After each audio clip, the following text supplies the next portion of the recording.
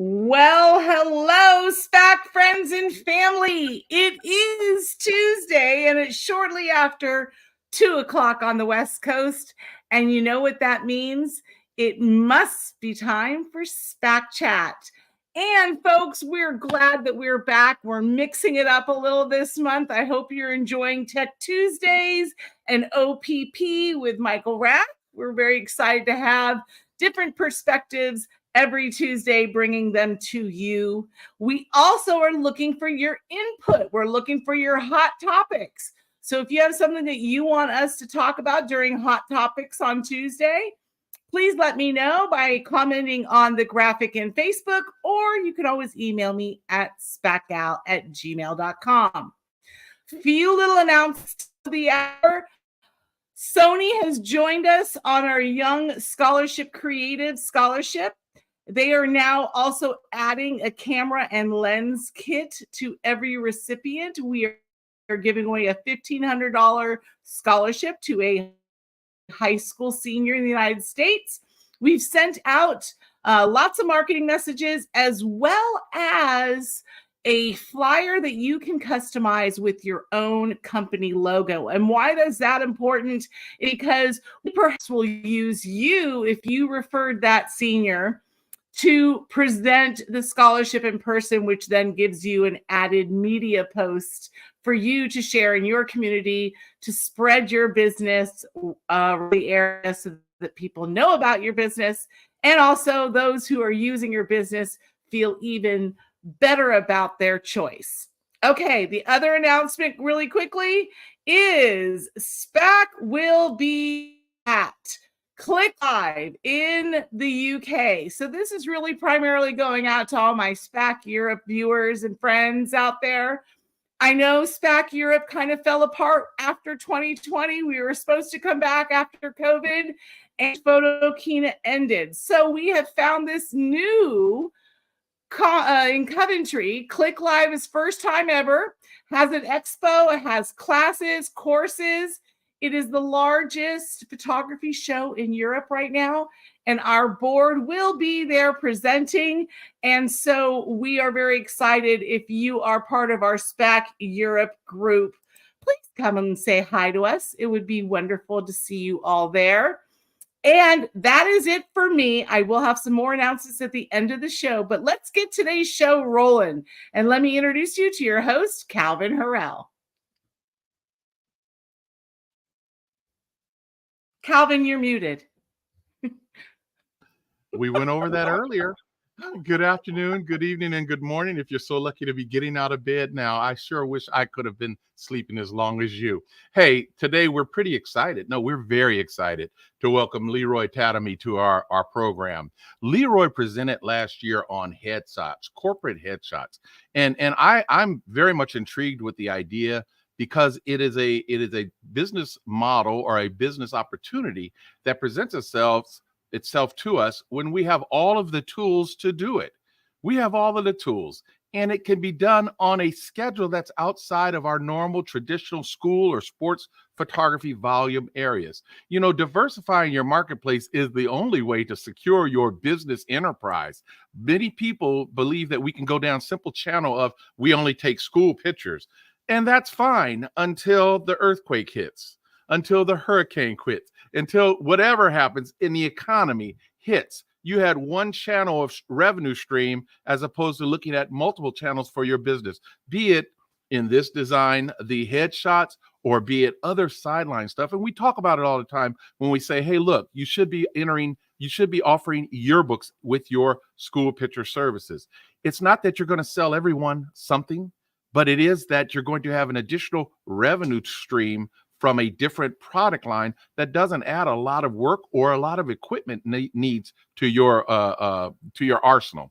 So Leroy, I'm not gonna do the talking. You're gonna do the talking, and I want you to share with us some of the insights that you had, and then let's have a discussion about what the headshot market is like. Because, and for photographers, I think this will help too. You know, we oftentimes want to keep our best photographers on, but the seasonality of what we do in schools or sports doesn't allow us to retain them. Well, what would happen if you had a couple of corporate headshot jobs to do during the week?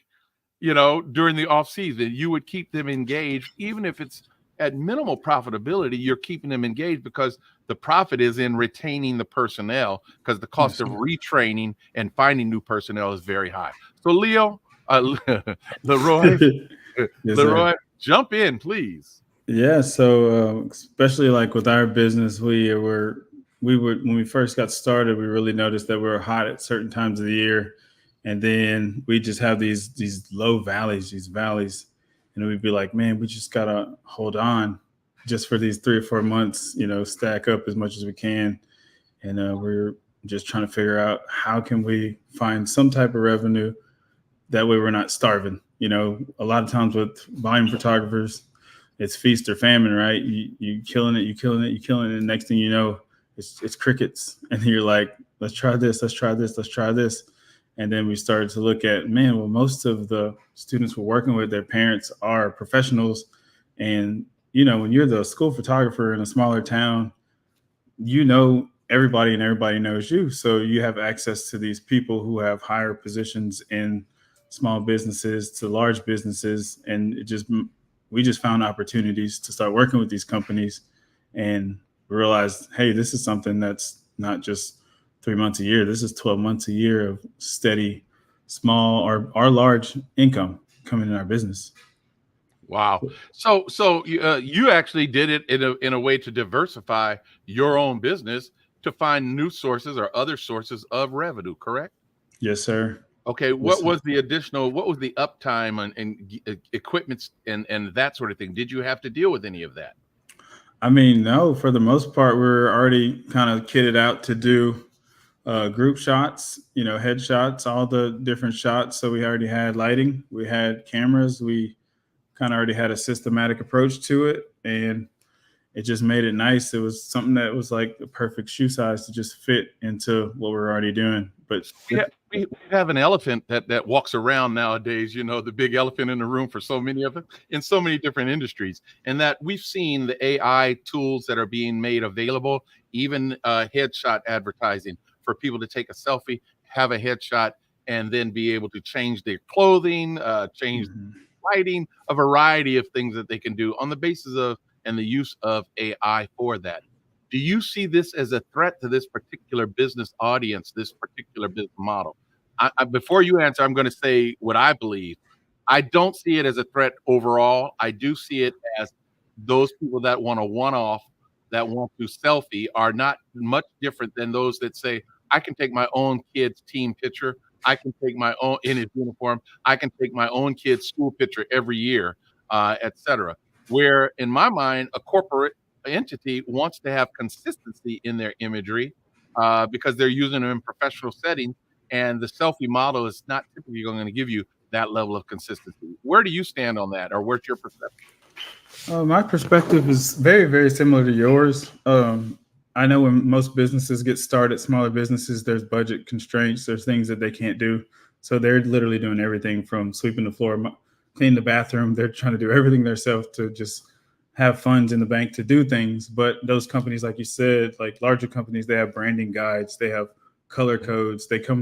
Most of them come with this sheet of paper and says, hey, these are the sizes of the images, this is the resolution, this is the DPI. Like, they have it all. So you just literally punch in the formula and you're ready to roll. That's for bigger companies, but smaller companies, it's hit or miss. Like, if they feel like their branding is important to them, then yes. But if they're like, hey, I do everything myself. Well, and I would think it applies to realtors, possibly car dealerships, other institutions, perhaps hospitals, although hospitals oftentimes have their internal people, but typically they came from the external just as we are. But they have to start somewhere. And it's a matter of being able to offer them a service and a responsiveness that is greater than whatever they're doing currently. And again, consistency. Let's face it, schools can take their own school pictures. Yes, What a nightmare. There is no way in the world right now, anyway, there's no way in the world that they want to do that, because it's an undertaking unto itself, just for yearbook purposes. I'm not talking about picture package sales. So tell me about the process that you undertook in reaching out and finding potential customers, and all, both at the small business level, which is much easier certainly, but at the larger entity level where you can do 50 or 80 or 100 headshots in a day? Yeah. So my main approach to it is to stay connected, stay active with some groups of people who like to network, find yourself, be a connector with people who are connected and look to help others. And that's been the thing that's always came back for me. One key area that I would say is your chamber is a good place to start, especially if you're not well known in your area for business. Like, it's a bunch of connectors, a bunch of people connecting the dots, trying to get people working with other people, and they want to, give, and just push the business around the table 6 or 7 times before it leaves the window, like leaves the group. So I would say definitely there. And then I've always found it to network with parents. Auctions are great because there's always business people at school auctions, and they're hitting us up already to donate, which we love to do. So that's just another spot to put yourself. We found success with offering business portraiture as an auction item, have it limited to 4 or 5 people, and then you can add extra people for X amount. So there's a million different ways that we've tried, but those auctions and just networking have seemed to be the tried and true methods to get it rolling. So especially I would think with the larger entities, because they're always going to be involved in the local chambers of commerce.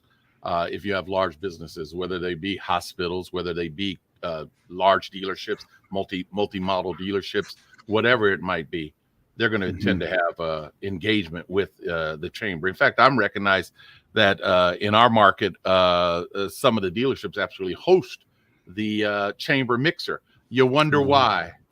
Well, there's a good reason why. If I can get you into my dealership, you might think you need a new car, right? So let's host this thing. They can do it at my not mine, but at this dealership type thing. So that's great. And then who's the go-to person that you're talking to when you're dealing with the entities to get that business? So I tend to like to find out who's in like the marketing department, or someone who is close to if it's a smaller business, someone close to the owner, if not the owner, the person who's the neck, I like to say that a lot, not the head, but whoever turning the neck. That way, they can tell you what you need to say or how you need to say it to make sure you can get that business. And I always ask, hey, what's the budget for something like this? Have you done this before? Is this the first time? So whenever I'm finding these people, I'm asking the questions to make sure that everybody's on the same page for it. But yeah, I'm definitely targeting not the top guy all the time, but the person who's making the decisions on how we're going to do spin for marketing and brand development. Well, I'm pulling up your website right now, trying to find out some of those headshots. Where do we go so I can share it? It's Tademy Photography, and then you go there. It's under the commercial side, the business side. Let me see if I can. Okay, Corey, can you help that? Let me ask a question. But can you help me? Can you help me out? Can you help me out? Where do I go to share? Okay, down below. Under present. Present. Okay, go for it. And then it asks you screen, and then you can go ahead and present it to your screen. You can keep it down there until you have it ready. Okay. I have a question. So, Leroy, let's talk about corporate headshots. Give me a couple examples. I was just talking to a girlfriend who's in real estate. She wanted to know what she should wear for her real estate because they're all getting business cards with their pictures on it. So that was one idea I had. But what are some of the other ones that you've run across? For real estate? Yeah, corporate headshots. What kind of businesses would utilize something like that? So definitely for real estate is a big one. And normally for that, you want to talk straight to the broker or like the broker's assistant for those. And then credit unions, banks, small doctor's offices with small staffs, hair salons are great. Different churches, like churches with larger staffs. Sometimes you can get some directory work as well on top of that. Okay. So there's a bunch of different options. Those are ones that I've found success with in doing headshots. You go to the corporate side now. Go to the corporate. Yeah, if you click portfolio. Yeah, click portfolio. There we go. Yep. And then commercial. The lady on the right, she's a realtor. Yeah. So that Very would good. be. And as you scroll down, you'll see a little bit of a mix of corporate stuff Okay. in there. Yeah. And I would corporate is even not think like government offices, like the mayor and, the mayor and all those always have school board. I know I'm thinking about the school district office. They've got the school district people up there too. Yes, well, yeah, yes. and school and we offer those to our schools where we're working in districts oftentimes. But when we talk about government agencies, you've got your cities, of course, your counties, and your fire departments, your police departments. Those are opportunities that may be outside of what we perceive as the headshot market. But as we know, all markets are changing and shifting based on a lot of variables. Yes, sir. Okay, and as I look at these, we see some that are traditional type of headshot portraits, but we are also seeing portraits of this nature, and this is going to be based on the field that the person's in, perhaps, or the image that they would like to share. Yes, sir. For instance, that gentleman was actually an artist, musician, and he needed some headshots for his label. So he said, "Hey, I saw you you did a lot of pictures, and you've been my guy forever. So can you help me out with that?" That'll work. And then we can see a variety of backgrounds and whatnot are offered or available as well. Are you shooting any of this and extracting and putting it, or is it ready to go out the camera, absent retouching and otherwise? Most of it is not clipped out. Most of my stuff is either environmental on the backdrop. Which it's not hard to extract, but I believe this lady in the green, she was extracted and put on the background. Okay. They have their own kind of background that they like to stick with, and we've been running with it for several years now. All right. Well, that's something to keep your eyes open for. In fact, I'm gonna stop sharing. That's something to keep our eyes open for if you're looking at this market, and it is what has traditionally been the case. I mean, we can offer something new, of course, but so often they lean towards what they know because it's safe. When you start to ask them questions about, hey, what about this or this, and it might be in your portfolio, but at the end of the day, it's not a yes or a no. It's let me check with somebody, and they have to check with somebody. And at the end of the day, we really don't want I would say I don't want those conversations. I want yes or no. Let's do this business and make it happen for the price point that we might ask for. Is that a reasonable thought?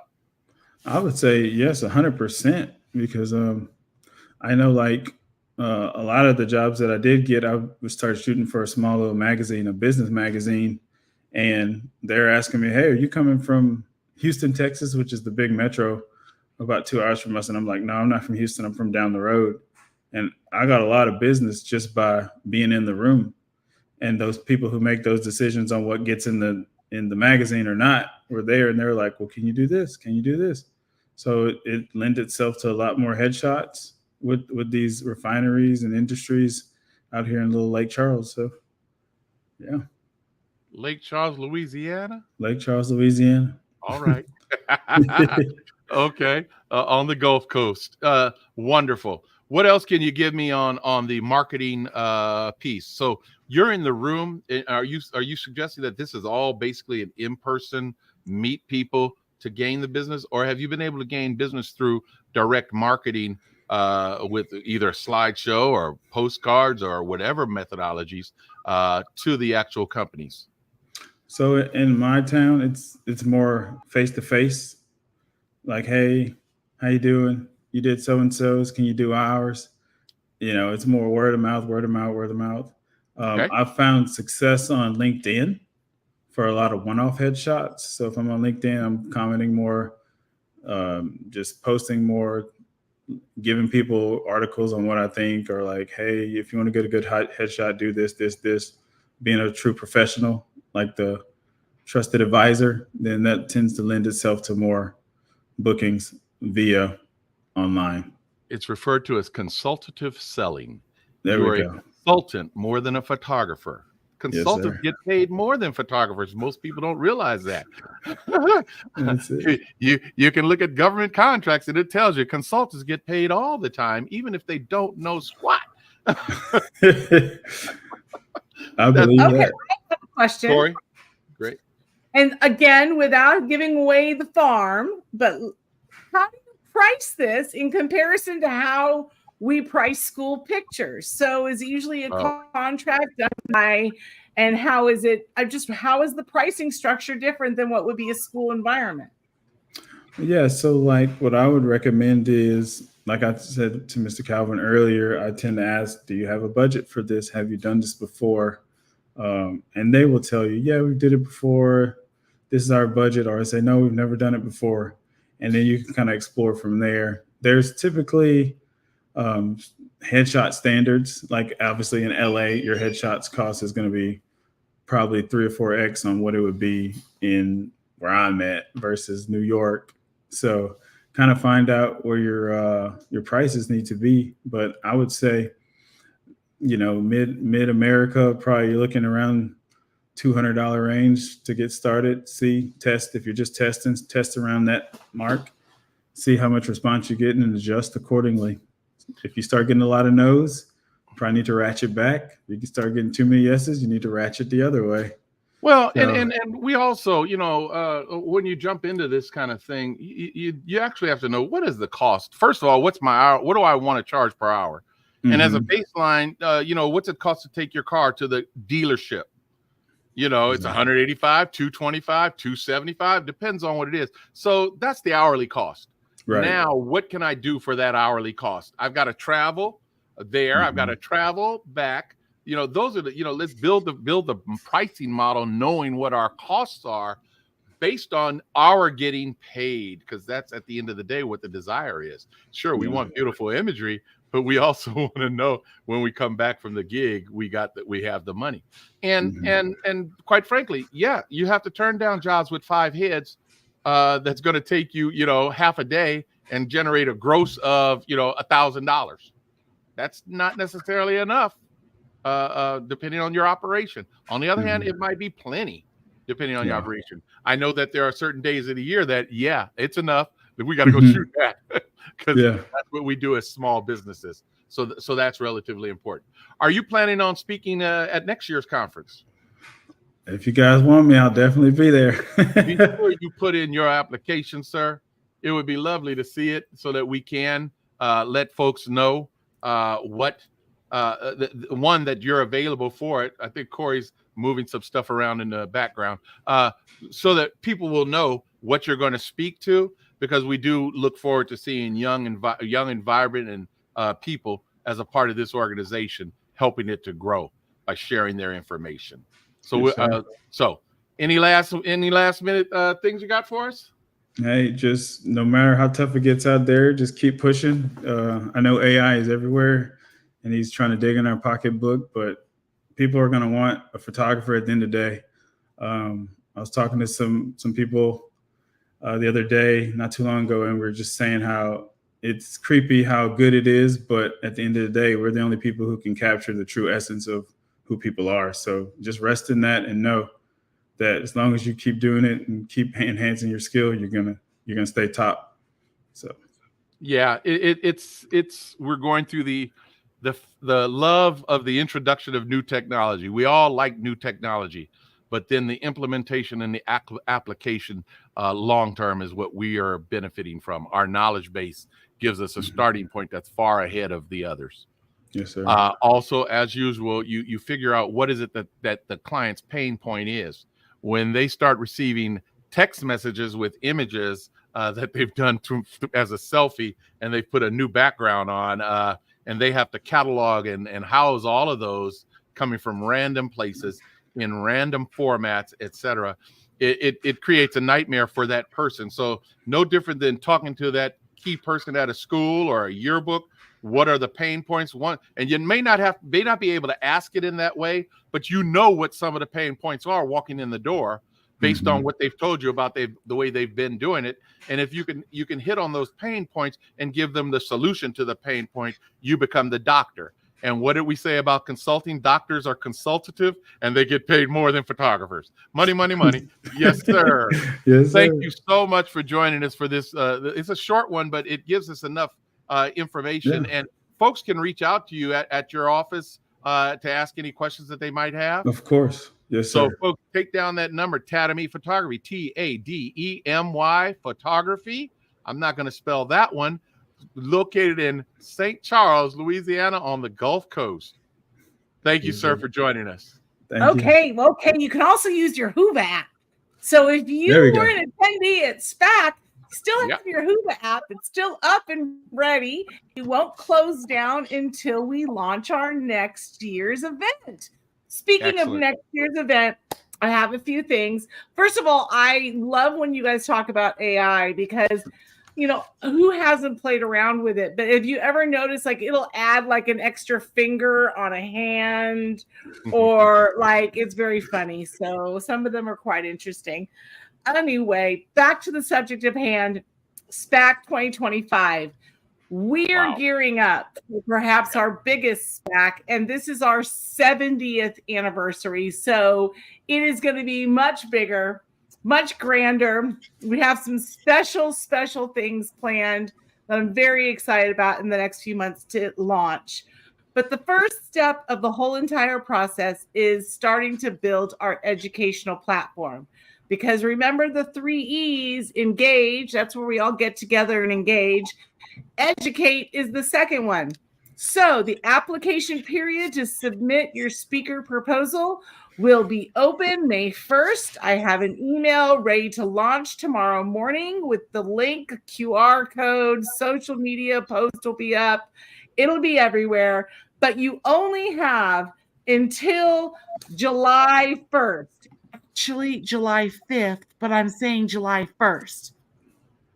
After that, that's when we start working on education, folks. It goes directly to our education advisory group, which is a group of volunteers, a few vendors in there. They read over all the proposals. We do not include the names of the people speaking. We just actually give them the topic title and the description that you submit. And we start force ranking and building our schedule. It's kind of like a Sudoku puzzle. We'd have evenly sports and schools, make sure everything is well represented. And that takes us a couple months. So that's why August 15th is early bird registrations. We will know some of our preliminary speakers and our pre-conference classes by then. And then we'll have the complete schedule ready by October 1st or October 15th, and hopefully have all of our speakers nailed down. But the process starts tomorrow, May 1st. We will also Corey, be open. Yeah. Something is just going through my mind as you're giving us this information, and I truly appreciate it, of course. You know, oftentimes we look at schools as we get our kids ready to go to school, if we're going to send them to school or if they're going to go to school. And they typically go, the reason they're going to school is for the education, not a specific teacher, not a specific class, not a specific course. Granted, when they get into grad school, when they get further along, then it's important that they're in an environment that is concentrated in a specific area, perhaps. Although we're finding that right now, historically, concentrated in that specific area is not necessarily a good thing. Diversity is. But the point that I'm making is we often find people sharing or asking questions about who's on the program, what's the program going to be, and that sort of thing. The best rule of thumb is to measure a program, meaning the overall event, by the commentary and the feedback about the overall event, rather than the specific speakers, because the speaker is only but an hour, if they get that long, or an hour and a half. You know, the speaker is a very small component of a 3 or a 4 day worth of educational opportunities. So it's not about the speaker. It's about making the commitment and saying, you know what?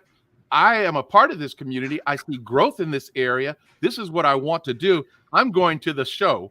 And then you'll determine, oh, these are the classes that I want to take.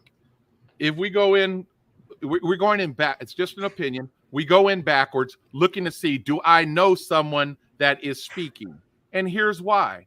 There are people that you don't know that have information that you absolutely need. That's You what are the so hallway right, Calvin. You're so that's right. And I that's think what the hallway conversations are about. You get to meet and talk and discuss and debate with people that you may not know, but who have nuggets of information that help you propel you and your organization. So just be conscious of that. Make your commitment. Reserve your hotel. Get the early bird. If I were you, I suggest you get the early bird because this year we're making some radical moves in the arrangements of the conference because of our growth, to give us a little more space, a little more flexibility with some of the things we're trying to do. So make your commitment by knowing this is the weekend or the week that it takes place. I'm going to be in Las Vegas during that week. Don't book any appointments. If you don't have just know that week you're busy.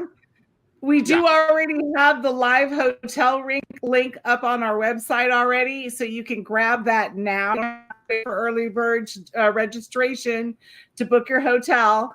But like I'm saying, folks, that's when we're starting. Again, May 1st. If you're interested in submitting a speaker proposal, please get that in email tomorrow, as well as many posts.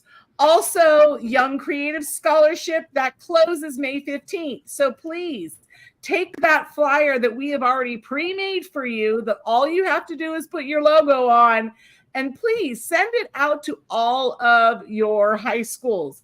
If you're not doing your yearbook, we want to get the word out. We want to build our pipeline, and we want to support our young creatives in this industry. That is about it for my announcements right now. And I will wish you all a great week. It is May tomorrow, and may the 4th be with you. Hey, you know what? Jennifer threw out a question. What's the cost of early bird registration? Jennifer, we don't know that quite yet.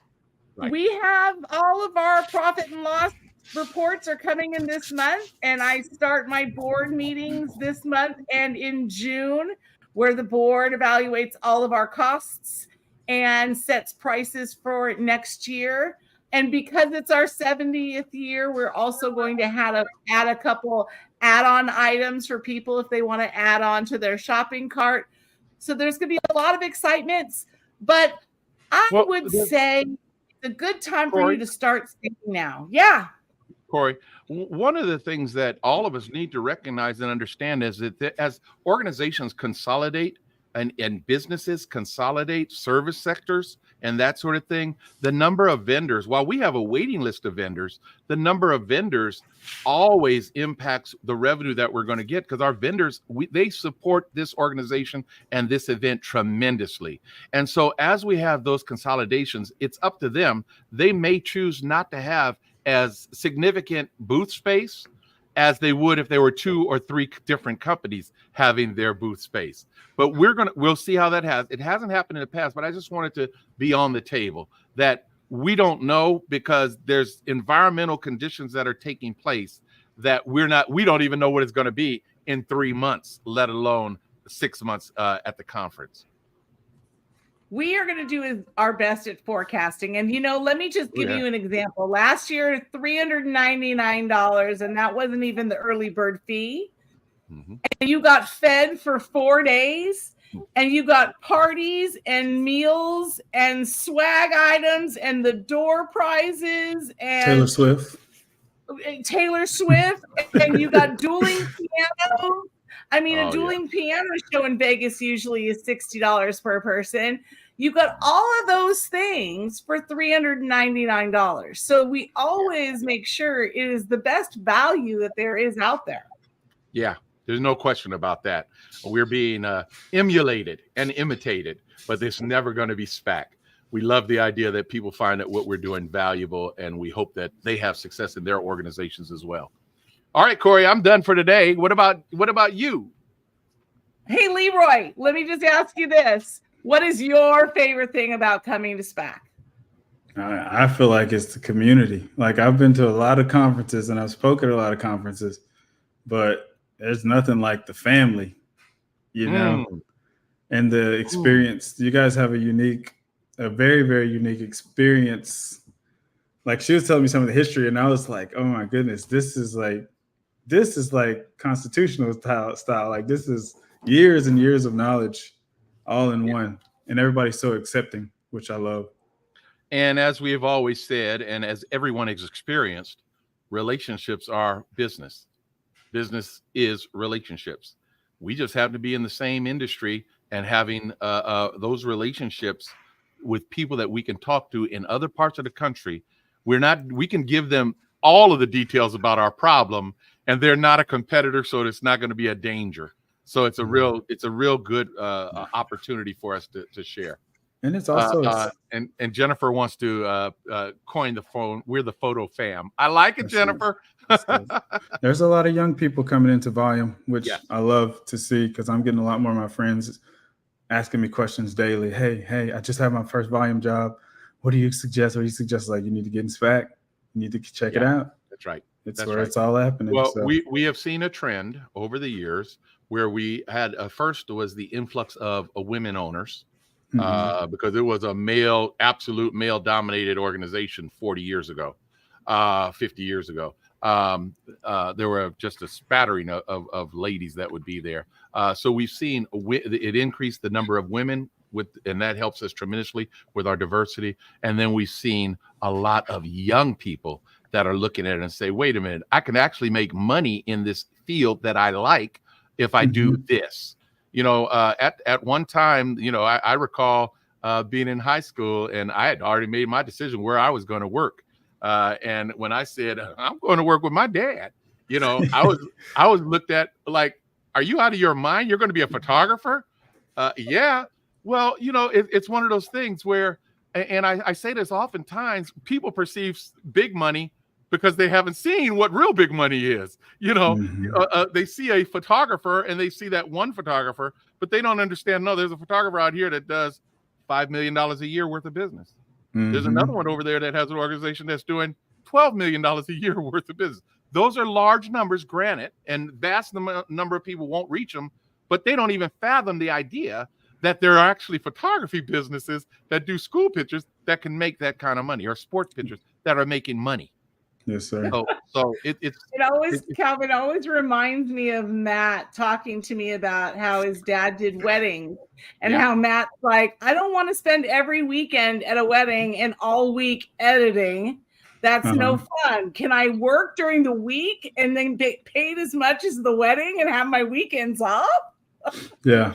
Well, I think he done bypassed the wedding income. Yes, he just had a birthday too. Happy birthday, Matt! If you're watching. Happy belated, Matt. That's right. Yeah. I'm not going to blast him out because I got a call before this meeting and he's about to do something this weekend, so I'm not going to put that out here though.